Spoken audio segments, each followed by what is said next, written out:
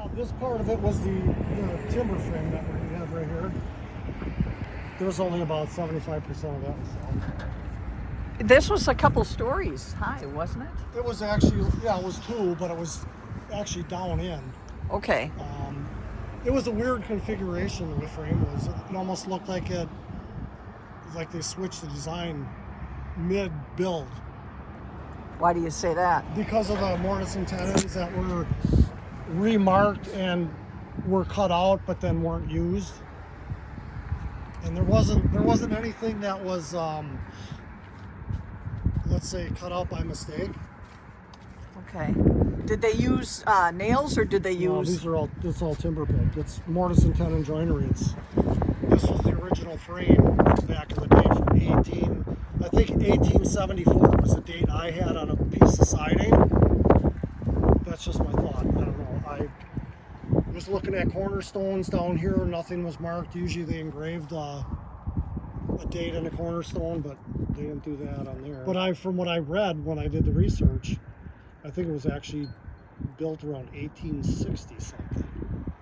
The 1874 could have been when they resided it, but I don't know. It all looked like original siding. Like this is the shiplet, or the battens they're called. These are original to the era.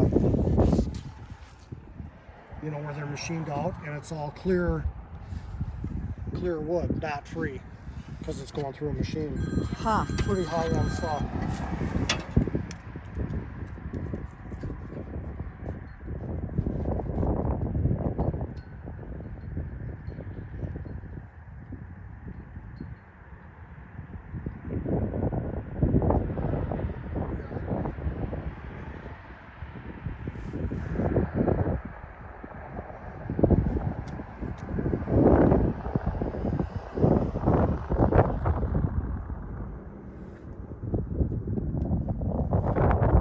It's called a what? Scarf joint. That's like mid-building, and then they put another section on. And they all had to do that by hand. Yeah, that's all mortise that's cut out. Yeah. If you look at, sorry, I don't want. You're okay. But when they mark, this is the guys they mark it for where it goes, the location. That's all it is. What happened here? Is this just? That was buried in the concrete. That's pretty much all the rodents ate it off. Where they actually had it laid out, the top plate, this is a top plate, that's the last thing to go on the frame. But they had it all laid out, and then for some odd reason they flipped it. They rolled it and recut everything. So that's where I'm thinking they redesigned it. Yeah. Mid-stride. And then what? I mean, is it considered hardwood? No, this is all pine. Oh, it is. This is all probably Michigan, northern Michigan.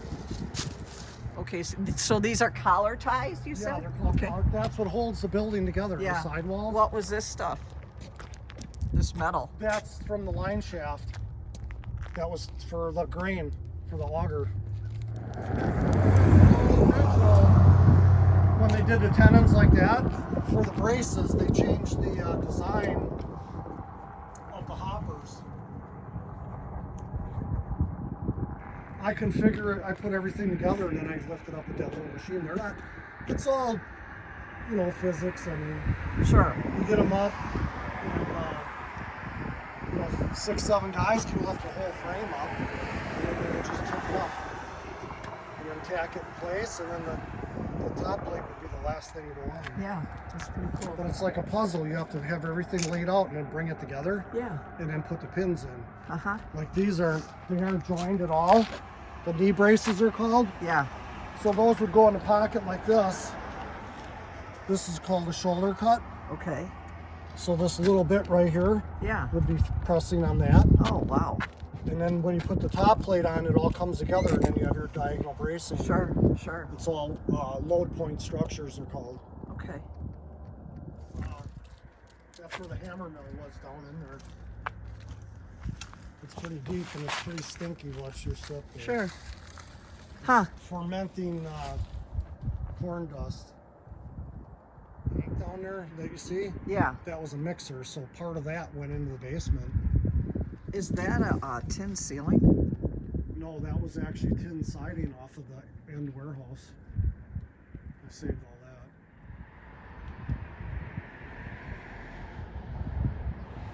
The original, about just behind the excavator. Yeah. Then this was another addition that was built probably in the 20s. Yeah. Because it's all that saw cut, rough cut dimensional stuff. And then they built this, and this is all milled lumber. You can see where it's planed, what they call 4S, four side smooth. So this was probably built in, I'm thinking, the 40s. This beam right here, this was not original, but it was in the old mill.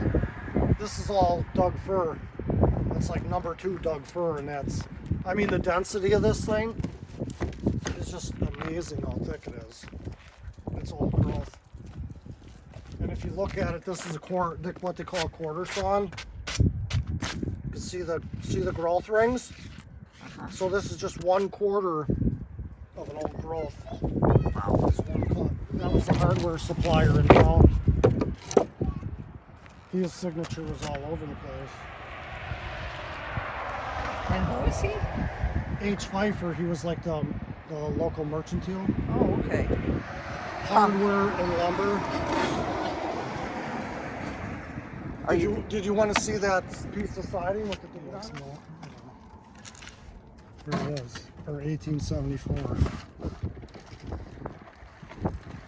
What does that say? Peter. Peter Hasse, And then what's under it? Richfield, Wisconsin, 1874. Well, that's a good eye to be able to see that. Wow. West side of the mill, every board had something on it. It was like a collage of, and these are all brush painted, hand painted. Is that how they got that Yeah. signature on there? Yeah. Oh, huh. It's all painted with a brush. Wow.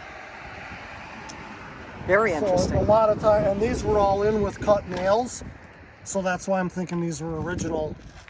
And that's the date when this place was resided, Yeah. resided in 1874. Very neat. Wow. You know, they have the geometric shapes like that, the 3-dimensional. Yeah. All different guys, you know, like a guy's face Oh, huh. on 2 pieces of wood. So I'm thinking the laborer a lot of times did this. They would paint it and they'd hand it up in a carpet, be nailing it up, and he said, look. Now you can get a full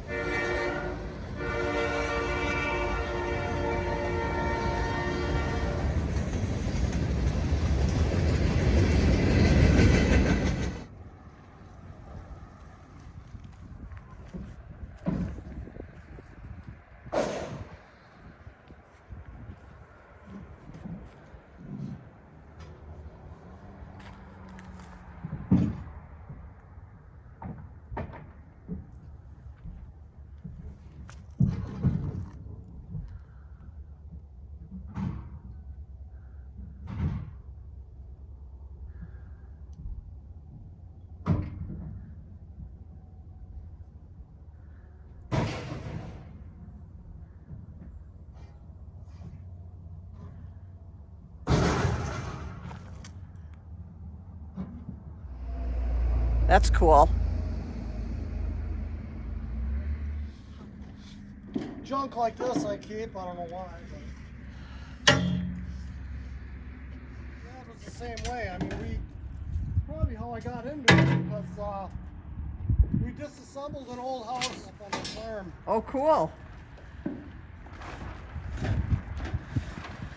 think I was only